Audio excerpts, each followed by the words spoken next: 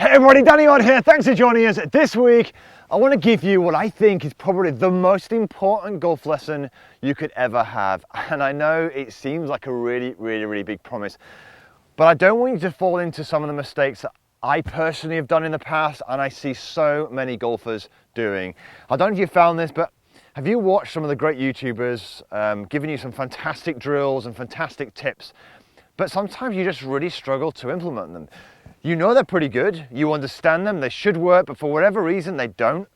And if they do, they just last for a short amount of time and then they kind of disappear and they stop working and you move on to the next thing.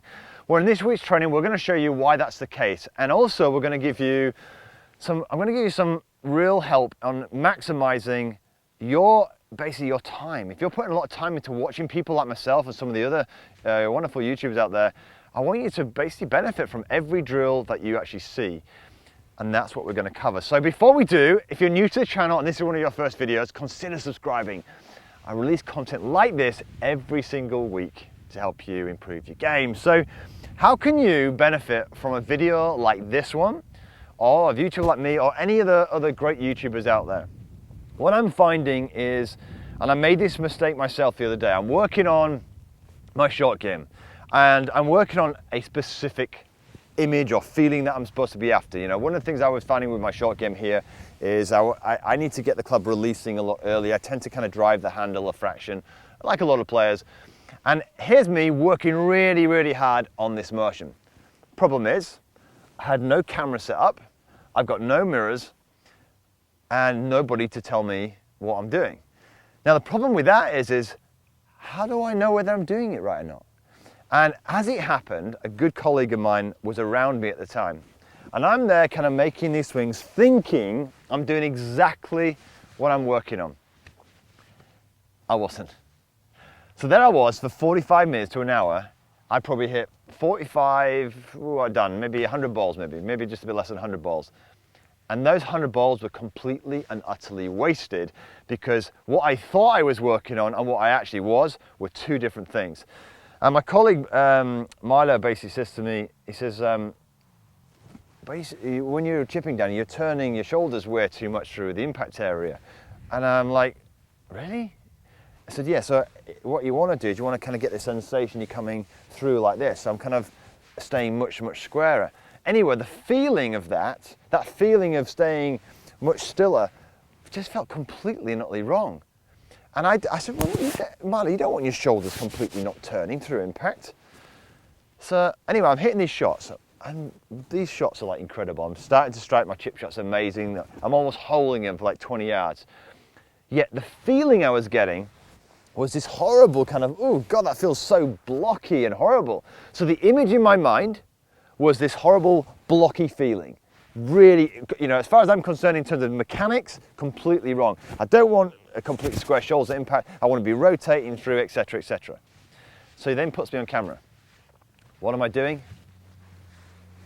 I'm turning for you beautifully. That feeling of this kind of horrible blocky kind of sensation didn't exist at all. That was all in my imagination. Because I was getting this horrible feeling, I created this image that it was blocky, but I got the reality on the camera. And do you know what? If that camera had been set up, I would have seen all of this for myself. So if you're working on something, the problem is if you don't have a camera set up, and what I'll do is, for those of you who want a very cheap setup that could be done so cheaply, I'll put a link in the description box below of maybe 2 or 3 different tripods, a budget tripod, and all the tripods can come with like a phone adapter. So you know you can literally just plonk your phone on the tripod and film yourself. This is really easy to set up. But if you don't have something set up to measure what you're doing, you're going to be just wasting potentially your time, because you need to be able to look at what you're doing and see if what actually you're working on is actually what you're working on. Because you know what? Unfortunately, our feelings completely and utterly lie to us. You know, there me, I'm feeling, this feels great, but my shots are rubbish.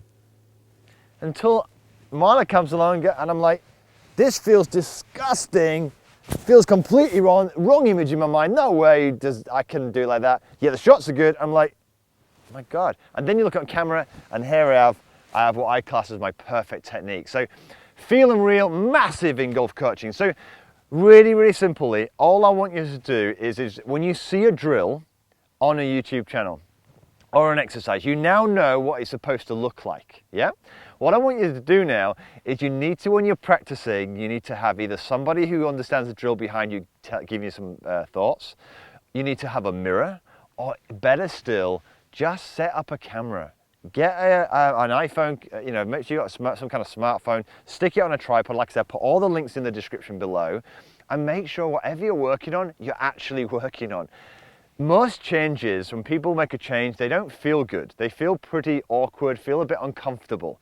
They're supposed to feel like that. I felt really uncomfortable.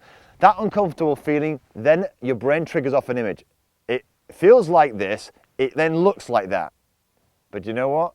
It doesn't look like that. Put it on camera, have a look, and you go, ah. Now the great thing about it is when I'm chipping now, do you know what I'm doing? On a golf course, I'm now searching for this horrible feeling, because I know that horrible feeling is the technique that I want to have when I go and perform.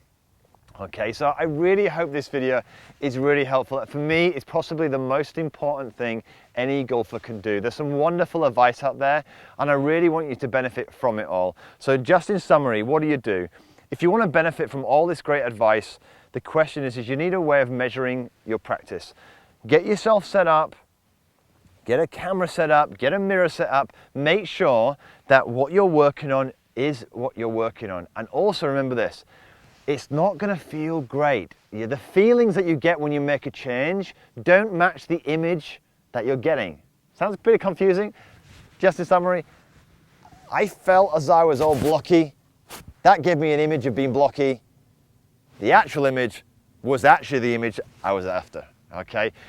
So I hope you enjoyed this training. Please share this with as many people as you can. I would love to help, you know, a stack of people with this, because it's something that I know a lot of people just do not do, but it's so, so important. So please share it. And of course, look, if you aren't a subscriber yet to the channel, consider subscribing, and I look forward to seeing you next week. So have a great golfing week.